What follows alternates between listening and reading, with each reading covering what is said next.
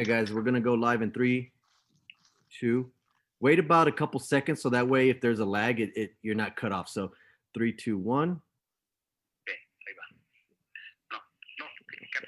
Good afternoon. My name is John Fitzpatrick, and I'm very privileged to be the Executive Director of Educate Texas, a public-private initiative of Communities Foundation of Texas, and I'm your moderator today for part 2 of the STTE Foundation Reimagining Learning Education Solutions During a Pandemic series. We have 3 very talented panelists. I will do brief introductions. We'll have about 40 minutes of Q&A with our 3 panelists, and then we're going to have the opportunity for you to submit questions in the chat box for the last 10 or 15 minutes. On the upper left of your screen is Dr. William Serrata, president of El Paso Community College. Dr. Serrata holds a BA from Texas A&M University College Station, a master's degree from UT Brownsville, a doctorate from Texas A&M College Station. He is the vice chair for the statewide Texas Association of Community Colleges, a board member of the National Group Excellencia in Education, and is chair of the board of directors for the American Association of Community Colleges. At a personal level, I can say Dr. Serrata, as a first generation college graduate himself, has a deep passion for students and the experience that our first gen students in El Paso and other places in Texas are going through. And it's a privilege to have you with us today, President Serrata. On your lower left is Dr. Jose Espinoza, the superintendent of the Socorro Independent School District. Dr. Espinoza's expectation from day one has been, we must educate and treat our students as if they are our own children. His tireless work to overcome obstacles, boost achievement levels, and raise the standards of excellence for Team SISD earned him the prestigious Escalante Gradius Prize for Best in Education. And Socorro was the first, not only in El Paso, but in a non-HEB market to earn the coveted HEB Excellence in Education Award for Outstanding Large District. Achieving success as a team describes Dr. Espinoza's leadership approach, and he is a leader who knows his data. He is not on the mountaintop. He is in his campuses working with his teacher. And as a result of that, SAISD went from behind the state in 9 out of 17 STAR exams to outscoring the Texas average in all 17 under his leadership. Thank you for being here, Dr. Espinoza.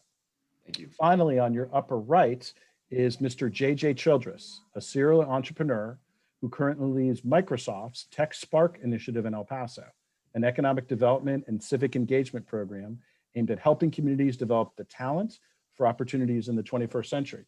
JJ is a proud graduate of UTEP, as well as having an MBA.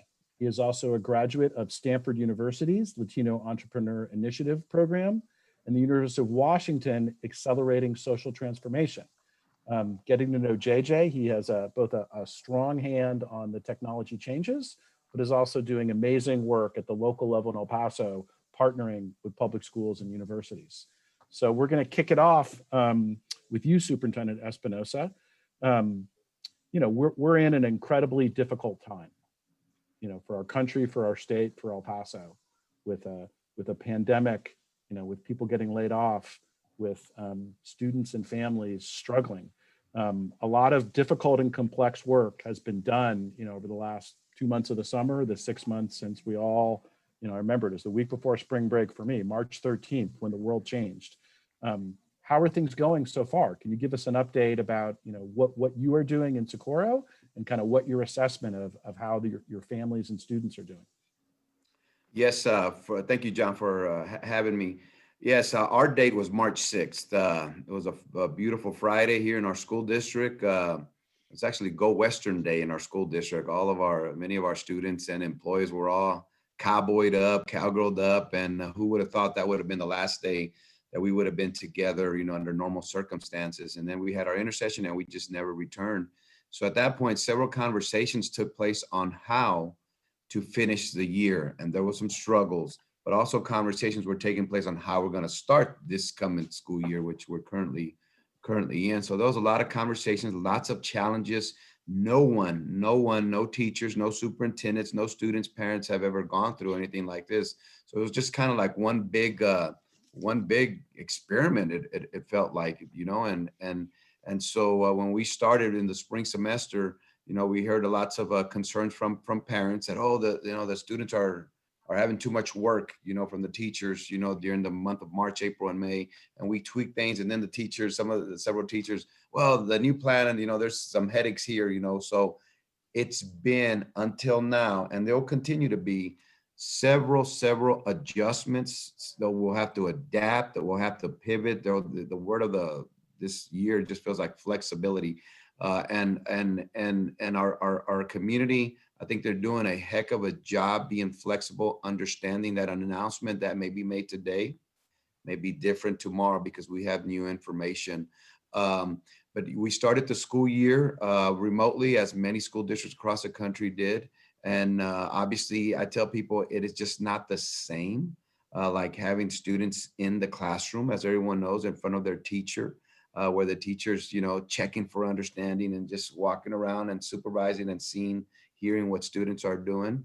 But our teachers are doing a phenomenal job. Our students are doing a phenomenal job. And also our parents. It's been a struggle because when you have a first grader, as an example, I have a second grader, my wife needs to be there to help him out because my second grader will have a lot of challenges with him keeping up, so I cannot thank our parents enough. But that just speaks the volumes, that during this time, for not only for Socorro ISD, but for everyone, it needs to be a team approach to make sure that our students continue to be successful. So right now, Dr. Espinoza, are you in person, online, a hybrid? And is that for the first month? Have you worked it out for the semester? Can you share with folks what the current game plan is? Understanding it may change tomorrow, it may change. Right. Yes. Currently, when we are remotely, and the day after Labor Day, the local health department here in El Paso said that before that time, before Labor Day, no students were to be in the classroom. Absolutely no students. After Labor Day, they gave the green light. So after Labor Day, which was September 8th, I think it was a Tuesday, that's when we took few students in. Students who may not have the resources at home to have internet or an electronic device or a hotspot. Even though we gave lots of hotspots out and electronics devices, sometimes those hotspots, they just don't, they're not effective. I mean, what we found is students, as an example, outside one of our schools saying, I got a hotspot, but it's slow or it kicks me off. And they live in rural areas in some cases. And they walked up to a school and they sat outside and it was 99-degree weather. Awesome principal says, I know I'm not supposed to take kids in because the local health department has said, but Dr. Espinoza, I need to take, I go, heck yeah, you will take those students in. We're all human. I don't want them, just make sure they're wearing a mask, social distancing. But currently we are remote. There's some students at every school, few students at every school who don't have access to internet at home. So those students are in the building, and our a date where students will come back for in-person instruction is October 19th. That's a Monday. So that's when we will be opening up our doors. And again, I'm stressing to the community that we need to do our part to flatten this curve, because you have people on both sides. Some will want us to open up the schools, and then the other half wants don't open them up, but we're doing everything in our power to accommodate all our parents. And lastly, I'll say this is that for parents and families who do not feel comfortable sending their child to any one of our 49 schools, they will have the option all year long, not just for the fall semester, until the end of May, until the end of the school year, to keep their child at home. And we're going to offer that remote instruction. Thank you. Pivoting to you, President Serrata, I know you're wearing two hats. You're trying to think about access and connectivity as the president of the community college. You've also got children in Dr. Espinoza's district. So it would just be great to get your perspective on what you're struggling with, succeeding with, both in terms of connectivity and other issues at El Paso Community College, as well as any reflections as a parent, as a dad. Sure. No, thank you so much, John. And I want to thank Joseph at STTE. Pleasure to be on with Dr. Espinoza and Mr. Childress as well. It is. It has absolutely been a challenge, and it was that week of the 9th, and for us, it was Friday the 13th. We tend to forget it was Friday the 13th. No irony there, lost on any of us, where things changed, and we were similar to Dr. Espinoza in shifting. At the start of that term, we had about 8% of our students that were totally online. We had another 19% of our students that were supplementing their schedules. That meant we had about 3/4 of our students that were completely face-to-face. And so to be able to transition all of those students in a 2-week period, luckily it was spring break. The staff didn't take a spring break. We started working on it. We gave the students an extra week.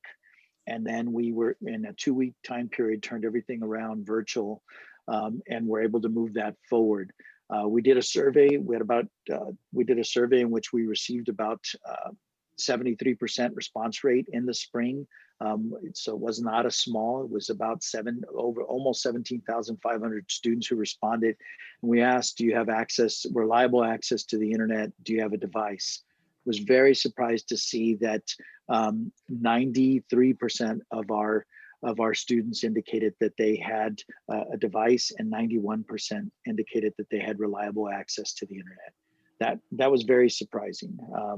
Yes, the greater El Paso area, very urban El Paso proper, but we do have rural communities. That still was 9% that needed assistance. But the reason that we were so high was because of superintendents like Dr. Espinoza and other superintendents in our region who have worked diligently to provide devices to students, in particular at the high school level. So remember that all those dual credit and early college high school students already had devices that were provided to them by the school districts. And about 30% of our enrollment is early college, high school, and dual credit. So that helped tremendously. In addition, we turned around and bought, and it was hard for all of us to get what we needed, in particular in the spring, but bought almost 1,500 laptops to distribute to faculty, staff, and students, 500 hotspots to deliver to them, and Dr. Espinoza is right. And right now, I'm here. You see the Valle Verde campus behind me, but I'm in a spare bedroom in our home that has been converted into an office. And I figured you'd rather see a campus than a spare bedroom. That's why you see that behind me. But there was times we had to beef up the internet here at the house, because when the boys started school, I have two sons that are both in Dr. Espinoza's district. I have a freshman in high school at Americas, and I have a 4th grader at Loma Verde Elementary. And when they started tapping into it, it was evident that we were going to need to boost our internet at home, because I at times had to shift to my Wi-Fi from work, but it wasn't always reliable. Let me say, as a parent, and I know it's not just Socorro, that all the school districts, but my personal experiences with Socorro, it is night and day between what occurred in the spring semester and what is occurring this fall. And kudos to Dr. Espinoza and his team and all of the teachers and all of the principals that work diligently to make sure that what they're providing this fall is a true learning experience. My 4th grader is in every single subject, is in from 7:30 in the morning till almost 3 o'clock in the afternoon. My freshman in high school is in from 9 a.m. to after 4 p.m. taking every subject. They're doing a block schedule where they do one set of courses on Mondays and Wednesdays, another half of the courses on Tuesdays and Thursdays, and then every single course on Fridays. And they are being challenged, which means that I'm the tutor. My wife is the principal and the teacher's aide and the cafeteria supervisor. She's doing all of that. But at night, I am the tutor, in particular with math subjects. And it is a challenge. And these teachers are doing a phenomenal job, and the districts are doing that as well. Mr. Childress, you'll be happy to hear that they're using Microsoft Teams, because that is the format that they're using at the district. And it is amazing how they've developed that, where, John, I see a library behind you. I see a lot of books.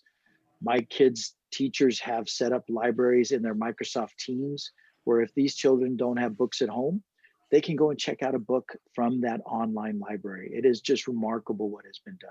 So I'm very thankful to the district. Is it as good as being in person? No, but it is incredibly robust, what they've put in place. Oh, that's great. I have 2 kids in public schools. You just saw one behind me. Want to pivot to you, JJ, and I think the digital divide has really been exposed. in El Paso, in Texas, in the country the last 6 months, technology plays such a big role, schools, healthcare, business. What's kind of the SWOT, that you're seeing from industry? What do you think is going well, that industry is doing well? What are some opportunities maybe that you're thinking about in the future, either from your Microsoft hat or as an industry leader, connecting with your peers across the state? Yes, it's a really unique position that we're in speaking of the digital divide. We see the importance that technology plays as a role as a tool.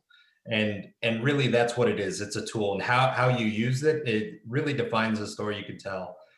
What's really unique about our region too, in addition to some of the demographic data that may prevent some access to technology or access to broadband, there's some real geographic unique barriers here in the region. So we have a mountain right in the middle of our city that can interfere with some connectivity and cell towers, right? So even providing the MiFis around that.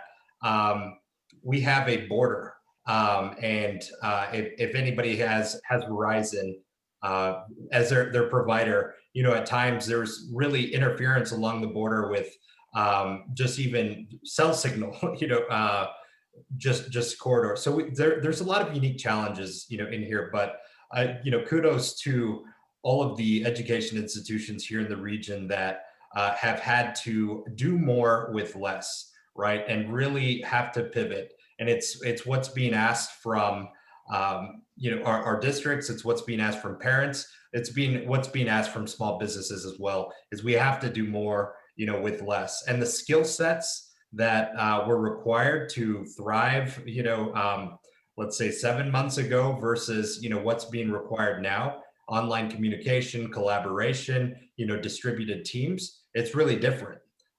It's also really reflective of trends that we've seen, in the industry and the way the future of work is looking, and some people like to frame it work of the future, that there will be work. It's just going to look radically different than what we've been accustomed to.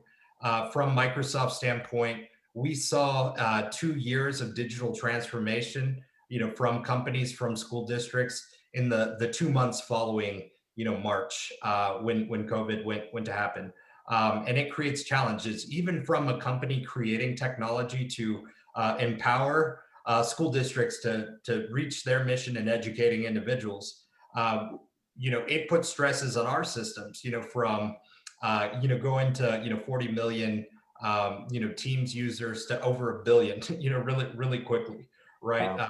What does that mean, from infrastructure, all around? So, even as a company creating these tools, it's been unique, but I think it does create, really unique opportunities, for the future, and in the way that instruction is delivered, formats delivered. But again, if you can't use these tools either from a skill set standpoint or basic access, in terms of affordability or just usability in the sense of broadband, it does create vast divides. And at the end of the day, one of the primary missions of educators is to provide students with the skills to thrive in an economy of tomorrow.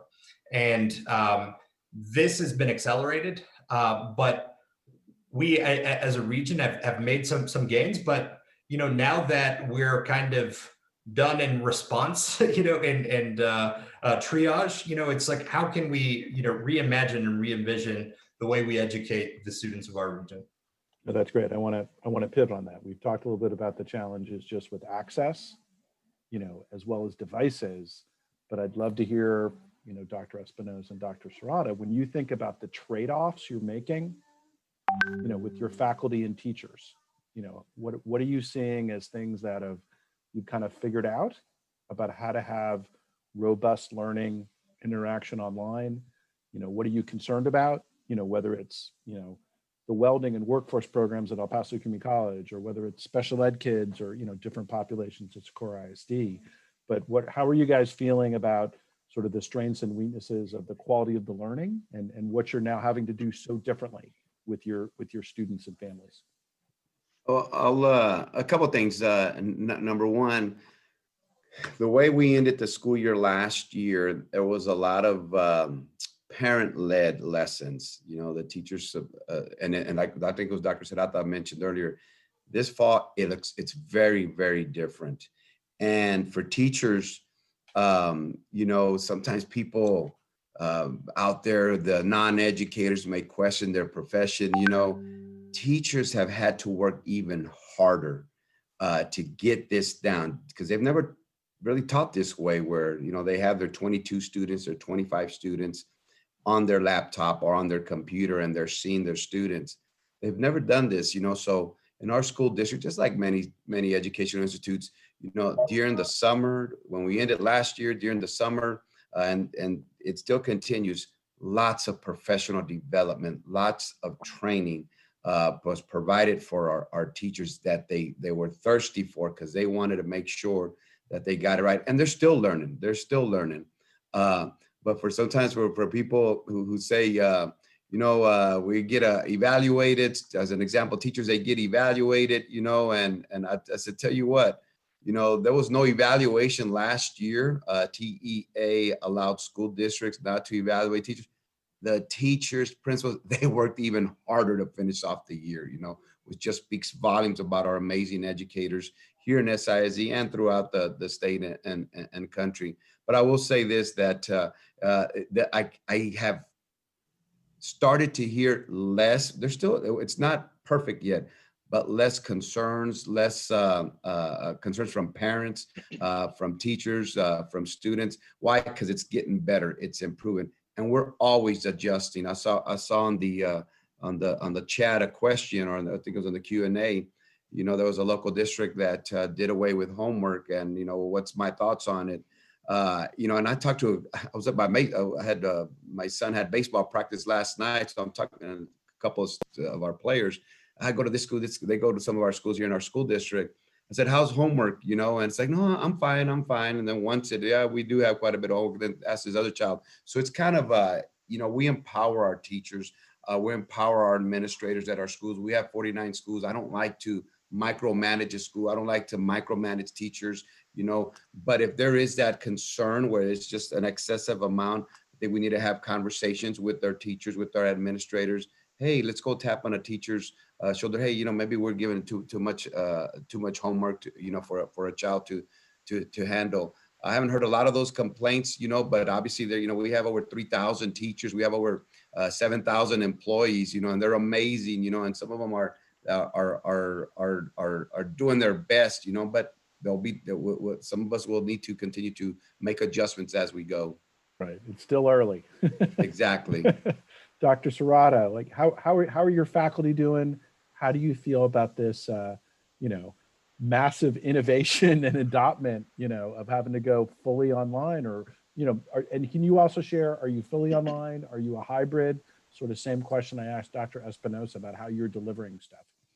Sure. No, it's a great question, and we are not fully online. We are a majority virtual online right now, and so we're looking at about 92% of our courses that are completely online. You're looking at about 5 or 6% that are hybrid, and then you'll have a very small that are completely face to face.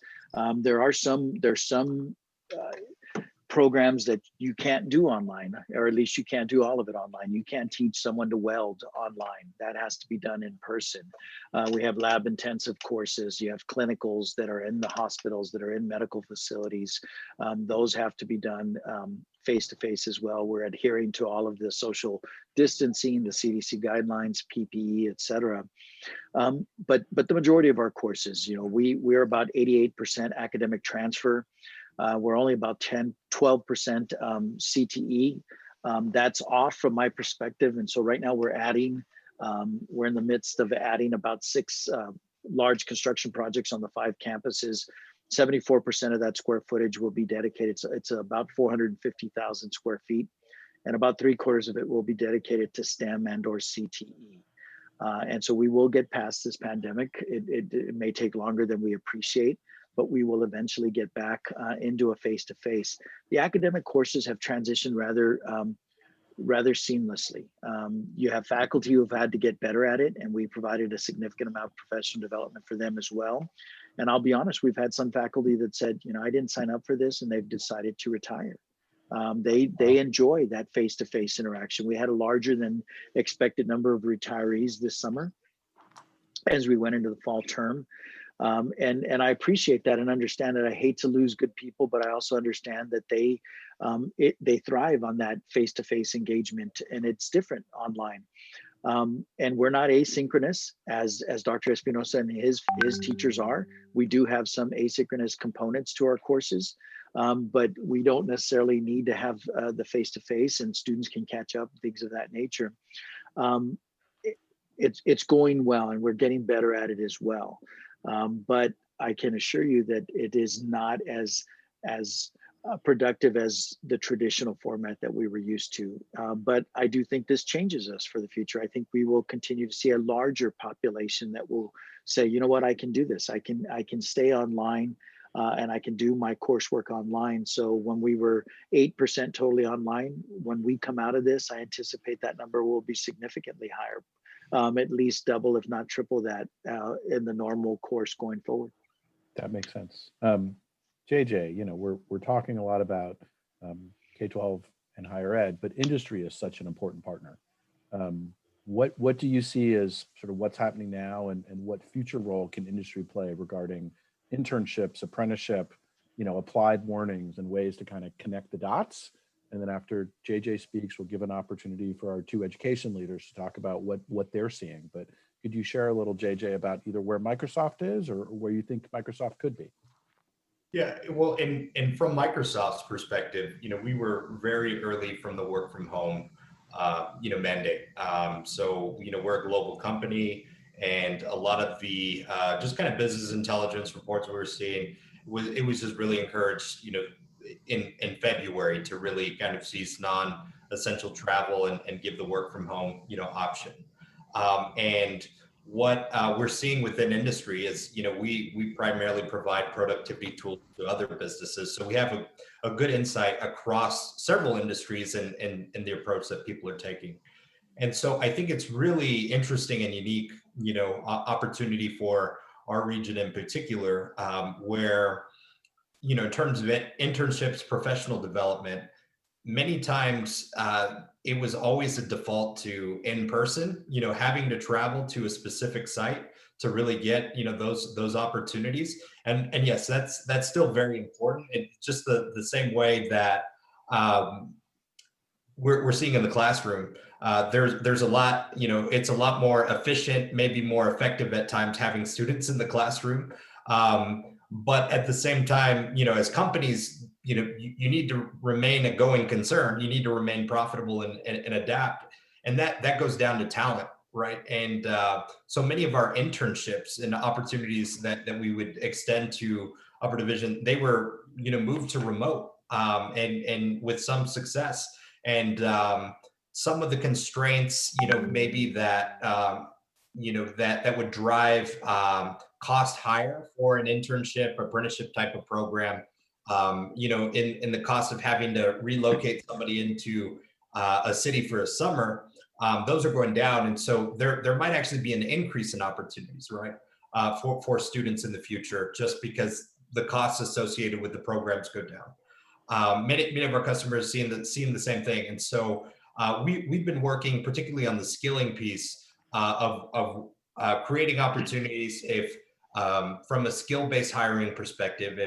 If certain individuals have certain credentials, could they move into a role?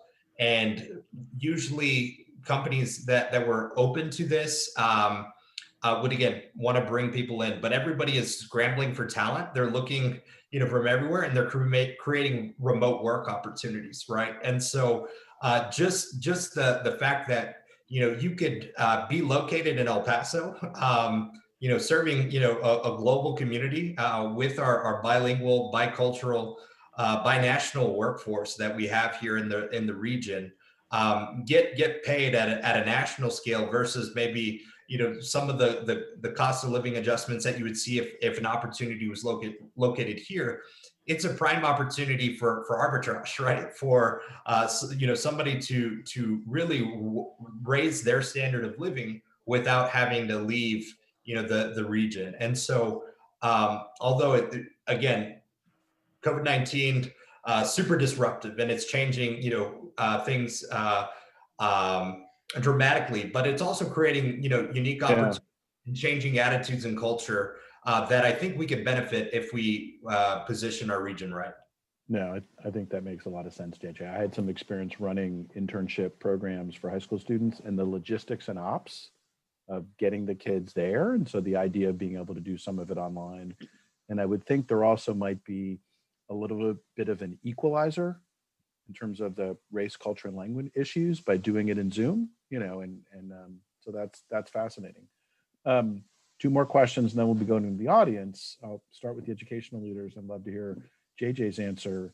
Are you optimistic or pessimistic about the future? Maybe give us one thing you're optimistic about. And is there another thing that makes you nervous as you think about whether it's the next 3 months or the next 3 years? As you look at, I feel like we're kind of in maybe the end of the first quarter, beginning of the second quarter. I was hoping the game would be done and we'd be ready to be back to normal, but it's not feeling that way. But what are you optimistic about, and what makes you a little nervous? I guess I'll go with him. Well, I'm naturally I'm an optimistic individual. I think this at the end of the day is going to make our educators, make our students stronger, because there's been a lot of challenges. As I think JJ touched on it. For example, with technology, those we still have, and every district has them. There was some teachers who just didn't feel comfortable, or they were kind of thrown into it, and they're learning as we go. So when we come out of this, they'll be even a lot better, with technology. And obviously our students from a lower grade, from a kinder, a 4 or 5 year old, he or she's already exposed how to log on, type in your name, and the touch screen. And I think so. I think it's going to, in that sense, I think it's going to be a lot better. I think it's going to be, our students and our community is going to come out stronger. But then at the end of the day, we still have to make sure that our top priority is the health of our community. And is there a vaccine going to come out soon? There's not. Well, there's that debate, but there'll be parents, there'll be teachers, employees, as Dr. Serrata mentioned at EPCC, including Socorro ISD here, that some people may not feel comfortable, coming into the buildings. That's why we want to make sure that we have everything in place at our 49 schools and all our different facilities here in our school district, that all the social distancing, the washing of the hands, the wearing of the mask around people, that everything's being practiced, and our team is doing a phenomenal job of that. So that will continue to be a challenge, I think, for a very, very, very long time, because the easy target, when somebody gets COVID out of school or anywhere in the school district, the easy target is going to be the school district, going to be that specific school. And never mind what happened when you drive by a restaurant or a shopping mall on a Saturday or a Sunday, and it's just packed, So that's why I keep telling people we have to do our job as an entire, in our case, El Paso community, to flatten this curve.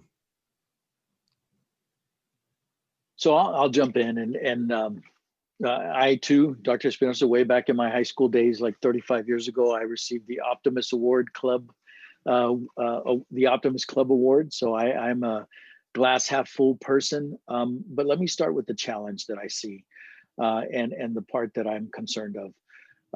I am a very proud Texan, fourth generation on one side, at least third or fourth generation on the other side. I believe in Texas exceptionalism. But I look at the data very closely, and we have heard throughout the nation, you've heard about the dwindling number of high school graduates and how this is hurting higher education in colleges and universities. We don't have that in Texas. We're a growing state.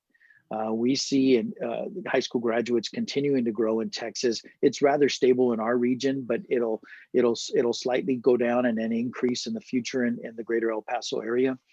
But Texas falls behind the national average in participation rates. So prior to the pandemic, we were at about 52% of our recent high school graduates matriculating into higher ed immediately the summer or fall after high school graduation. The reason that's so important is gap years that you hear at the national level, that doesn't happen, that doesn't work well for the students that we serve in our region and really in the state as a whole. If they don't matriculate immediately in our region, the likelihood they ever get a credential is 1%. And so what I'm seeing across the state is, and in our region specifically, is we're going to fall below that 52%. We'll probably fall below 50% of this high school graduating class, the class of 2020, enrolling in higher education. And that scares me because if you look at coming out of the last recession that started in 2008, about 12 million new jobs have been created between then and the start of the pandemic. Over 99% of those jobs went to individuals with degrees and certificates. It will be even more important in the future. And so we need to make sure that we encourage and that these students do matriculate. On the positive side, I agree with Dr. Espinoza, and I'm sure Mr. Childress would jump in here. There is going to be a much better grasp and understanding and utilization of digital tools. From pre-K students all the way through higher education, they'll have a much better grasp of that. And then one thing specific that I see, this will accelerate the shift from academic transfer programs to CTE programs, to workforce ready programs. And we think of these as dirty jobs. You don't touch the vehicle until the computer tells you what to do with the vehicle. And then nursing is a CTE profession. So we don't tend to think of the nursing and allied health programs as CTE, but they are. And this pandemic, from my perspective, will shift that. I'm optimistic about that. I think that is good for our communities because they are high wage, high skilled jobs that stay locally. JJ, anything you would want to share from a industry perspective about what you're optimistic about and maybe what you're a little nervous about? Yeah, I share a broader, optimism. This is, we're definitely in unprecedented times, from several, issues, from a global pandemic, to some of the racial injustice, issues that are, throughout the country, and followed that an economic recession, right? And to, Dr. Serrata's, point is when opportunities are scarce, employers are going to look for the next filter in terms of really getting it right in terms of the quality of candidate that you bring into your office. So it's going to default to credentials, right? And so we really need to again, if we notice this trend, we don't have to. We can accept the trend, or as a region collectively mobilize and say, look, this is something that's going wrong. Let's, from an industry, public-private, perspective, how can we really drive the engagement and really prepare our students' success for the future? But then, some of the other areas where there has been this significant investment, into technology, and technology is, again, a tool. And I think there's a lot of really helpful outcomes that could come from this, getting down to not just big data, but small data. So learning about the challenges of the individual learner, right? Being able to capture that and adjust curriculum. So rather than teaching to the broader classroom as a whole, really help reach the students. And I think it opens up a world of accessibility. Many tools are being built with accessibility in mind, where those used to be a feature, now they're an expectation. So could you have, again, ESL having subtitles, come across the using natural language processing, or somebody that's hearing or sight impaired, being able to incorporate into tools. So it's not a crazy accommodation. It's just adjusting to that individual learner. So I'm really excited about some of the opportunities that, again, it's changing the culture where it's not as big lift. Those tools, we had to spend, those dollars to really meet the needs of our community. And beyond just, breaking even, what are the things that we can do to really excel and thrive now that we've made those investments? So excited about that. But again, just the nervousness, is really to that digital divide, right? We're super unique, in terms of access to broadband speeds, and what in addition to geographic barriers, just some of the economic barriers and economic demographics. It's an affordability issue, right? And the county is doing some great work in exploring how can we better connect students, great work in Socorro of let's we have access to broadband. Could we create these hotspots and really close the gap? But it really just undermines the importance of technology. And technology isn't a replacement for the human element that educators bring to the classroom. It's just a tool, and it's a tool for our community. And I think if we, again, really look at the trends, see where we're doing well, do more of that. Can we cascade excellence? But where are the areas that are concerning? And let's brainstorm and get. That's great, Jay. And the first part of your question, I've heard a lot about big data. I've never heard about small data, but the idea about the personalized approach and some type of AI strategy, that is exciting. We're going to go to the general audience, and we can have one person answer, two person, or three people. It's your check. The first question is from Ernesto Herrera, who is specifically asking about STEM courses, science, technology, engineering, and math. How can we actively provide additional support and resources for schools to improve in STEM as they're working through this environment? So I'll jump in first, and what we'll see is the projects I indicated earlier. It's about $125 million of new construction. 3 are up and running. 2 will be ready this fall. The last one in the spring. 3/4 of that was dedicated to STEM and/or CTE programs. So I think first is we need to offer more of the STEM to be available to students. We need to encourage students. That these are programs that they should look at, that they can rise to those expectations and meet that bar. It is somewhat of a self-fulfilling prophecy. I would hear, I'm not good at math. You're already indicating that you're not. Who told you you're not good at math? And so encouraging them. I loved math until Cal 3. At that point, then I didn't like it as much as I used to, but I loved it, all through elementary and through high school and into college until, as I indicated, into engineering calculus 3, and then it was not as fun as it used to be. But we need to encourage. I think the part of it is providing those. We see this through dual credit in early college high schools. We have several STEM early college high schools that get these students in there. We have research, the RISE grant that we have at the college. Dr. Alvarez, who in past years was noted as the faculty member of the year in the nation. Her expertise at the Trans Mountain campus is really working with undergraduate research in STEM. This semester, they're focused on potential COVID and antibiotics is what they're researching. It's just that expectation that we set that expectation that our students can do it, and then provide them with the resources and the resources to facilitate them being successful.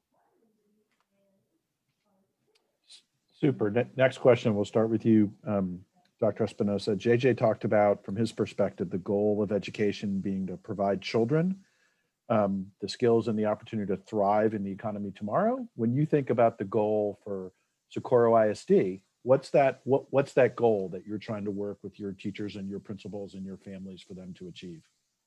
Yes, we want, just like our district, that's one of the things we talk about here, have several conversations. We want well-rounded students. By the time they walk that stage, they cross that stage at the Don Haskins Center at UTEP.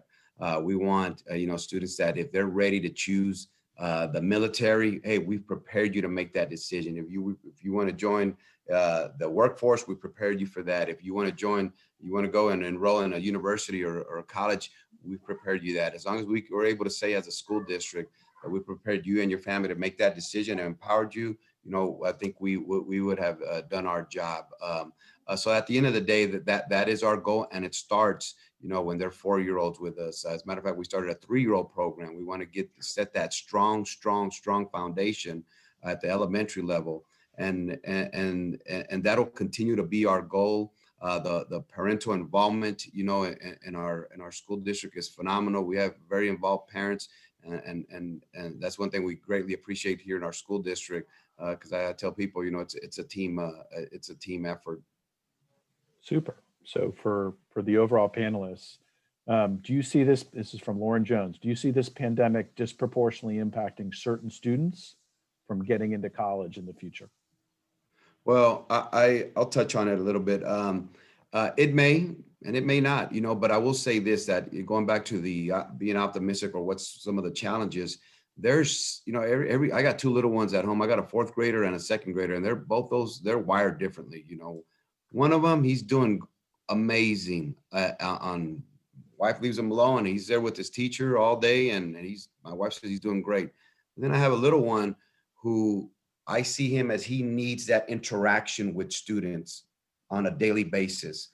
And one of the things that I stress to our students is, you know, getting involved when it's pre-pandemic, and I'll do it during the pandemic and after the pandemic, being involved with your school in extracurricular activities, because many students, and I was one of those students, that I needed that sense of belongingness. You know, I had that support at the school from your coaches or whoever it may be. If you're in choir, if you're in band, your band director, somebody who's checking up on you. Well, that's the challenge for several students, because they may not have that support at home for whatever reason. Not that the parents don't want to, they just can't. Well, if they don't get it at home and they don't get it at school, then no one's going to give those opportunities to those students. So that is a challenge that frightens me for those students who need that sense of belongingness that they're not getting right now, that social emotional learning. Those are the ones that we're really going to have to, you know, continue to follow up on.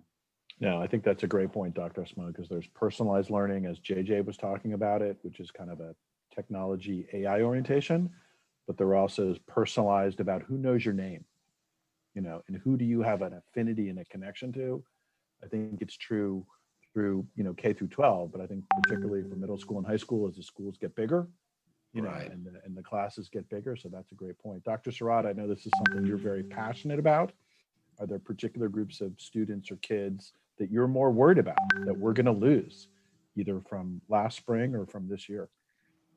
I do. I really worry in particular, as I indicated, on those students that chose, and we heard a lot of it on, you know, everyone's not only online, everyone is consuming an inordinate amount of information right now, whether it be online, whether it be on television, because a lot of folks are still at home. And so you see the news and you hear about gap years throughout, you know, and then you hear also a question of the value of higher education, and is it worth it? And I really worry about that. And that's why I continue to let everyone know a couple of things. You know, the data point I mentioned earlier of the new jobs, those were 12 million new jobs that were created from the depths of the Great Recession to pre-pandemic, and over 99% of them went to people with degrees and certificates. Only 80,000 went to individuals that had a high school diploma or less. So that's one data point that I think is vastly important, that we look at that. And the other data point is that the more you learn, the more you earn, and the less likely you are to be unemployed. And it just provides different options. And it doesn't mean that everyone needs to have a graduate degree. You may not even need a bachelor's degree, but a level 1 certificate or an associate of applied science that has market value in our region to provide a living wage for those families. So that's my biggest fear, is that I want to make sure that we don't lose this class or this next class. So I don't want to lose the class of 2020 or the class of 2021. That sounds great. JJ, I'm going to combine two questions, so you get the double barrel. The first question is about, is the lack of synergy, you know, by having people interacting at Microsoft during the lunch break or coffee break or just in the halls, you know, is that been an issue, you know, the last 6 months with everyone working from home? And then the second one is your opinion on free community Wi-Fi. So kind of two industry facing questions for you. Yeah, no, it's really interesting. So the lack of in-person, you know, synergies, and we've talked about it. The work will continue to go on, but what will change within companies oftentimes is culture, right? and culture is often what connects people and processes together, right? And so that's what you get at the Wi-Fi or at the water cooler talk, so to speak, right? And from our department, it's been really interesting. I mean, we work in a technology company. I'm based in El Paso, so am always been a remote worker, so to speak. So haven't lost much on this end. And in some ways, where we as a company, we have hundreds of business units, right, with supporting different missions, and at times it's hard to get, let's say, support from technical mentors or engineers or sales associate, where I think they could act as mentors or provide technical advice to our region. Now everybody's a lot more open and receptive, to, let's say, volunteering, and so although maybe internally some of that culture is changing, the other side is it's also facilitating a lot more access to other groups that was, I guess, more challenging when everybody was kind of staying in their own lane, so to speak. And then the second one, should there be community-wide Wi-Fi? Absolutely. And there's models to do that, but the policies in place often prevent that. So the Texas Utility Code actually prevents municipally owned Wi-Fi, right? Which becomes a challenge. So there's policy work that needs to be put in place, but it could be done. And there has been some models. I think Bellevue, Texas, is an example where they do have essentially community-owned Wi-Fi, but there's like a lease agreement between an individual ISP, to push that. And so I think, coming from startup, backgrounds of being an entrepreneur is sometimes you got to go over, around, and through. And if that pathway isn't, explicitly clear, I think again, something as a community, if we want to get creative on, we can do, and there are models to emulate. But it really demonstrates, if we're going to say that, as a mandate, not everybody can work, or capacity needs to be reduced. At the same time, we need to provide that safety net of how do we keep people dropping offline, in the literal sense, to continue to participate in education, participate in the workforce, and just have the opportunity and to equitable access to just participate in society. That's great. So I got one more question for Dr. Espinoza, then my last question would be for the whole group, and this is from Tammy A.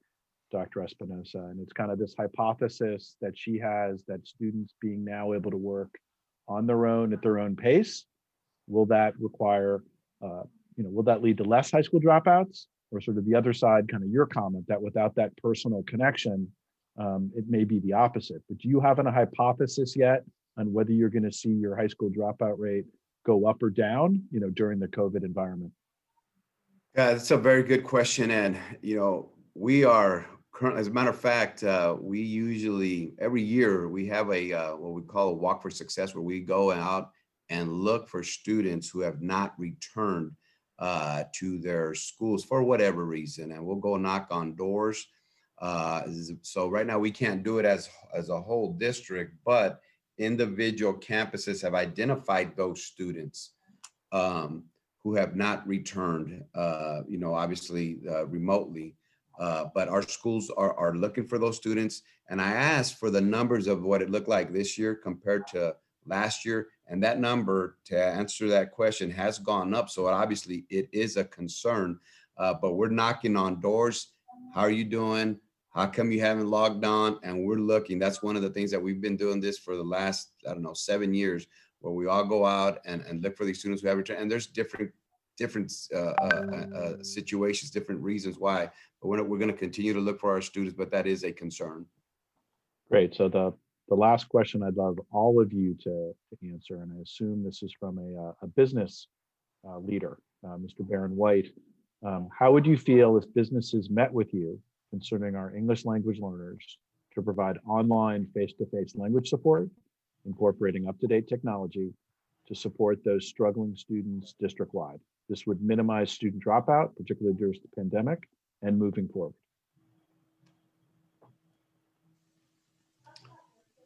I guess I'll touch on it.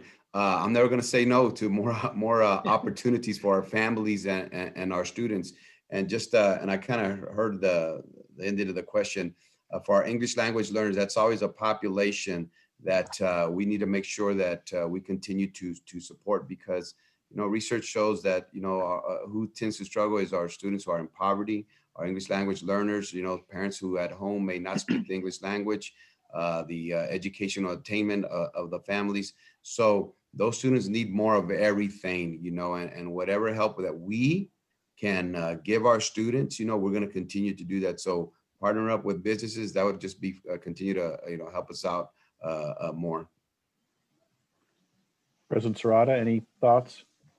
So I waited for Dr. Espinoza to jump in particular for ELL, and obviously our school districts do a tremendous job of mitigating that barrier for many students.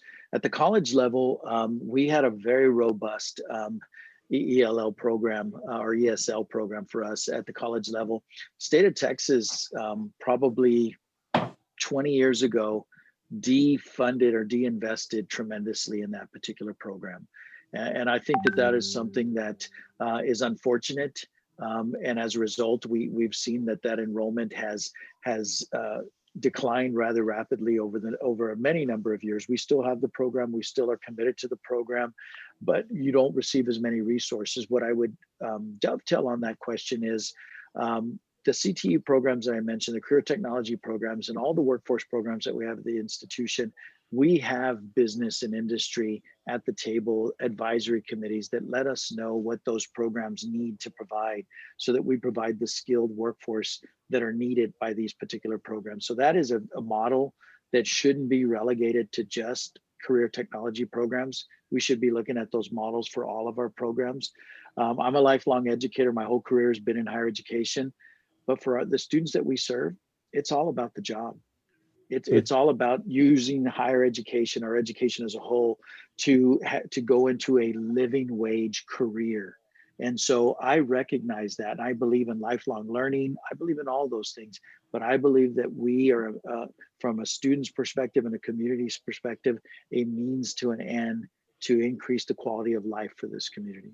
Good. I'm gonna try to squeeze in two more questions. So specifically on that issue of workforce training and CTE, President Serrata, can you differentiate what you do with CTE partnerships as opposed to more the career orientation, in terms of students may not know yet, but you're helping them explore the different options? And then JJ, I want to go for you for the last question about some of the Microsoft and different certifications. Sure. So I'll be brief. So part of it is yes, we do. And I saw that question pop up as well. So thank you so much. We do have orientations for these particular programs. And what you've seen is that higher education as a whole has shifted into what we call pathways. And they're not only pathways, but they're career pathways as well. So for instance, STEM is a very clear pathway. And in STEM, your first foundational courses could all be the same, in which you receive that orientation. And if you wanted to be an engineer and then you switch and you want to be a chemist, well, at least the foundational courses help you explore that area and move in without losing any credit. So we've really worked hard at this. We've trimmed over 20 credit hours off of the average degree earner in the last 8 years. That's something that we're continuing to work on. We're still not where we want to be, but we do have that orientation and exploration of those programs. That's great. We got about 2 minutes left. So JJ, I'll give you a minute. How do you think teachers can support students earning some of these, probably more level 1 than level 2 certifications, whether it's Microsoft or Apple or Google? And are there resources, that whether it's middle school or high school students that can help teachers to teach these valuable industry skills to their students? Yeah, absolutely. So I think just given that students are a lot more tech savvy and can navigate some of these courses, a lot of the topic ideas for those level 1s are accessible to, I think, a younger demographic than what we think. But couple resources. So specifically within the education, K through 12 education, Microsoft has Imagine Academy. Typically, that's been behind a paywall, and districts, have to subscribe to licenses.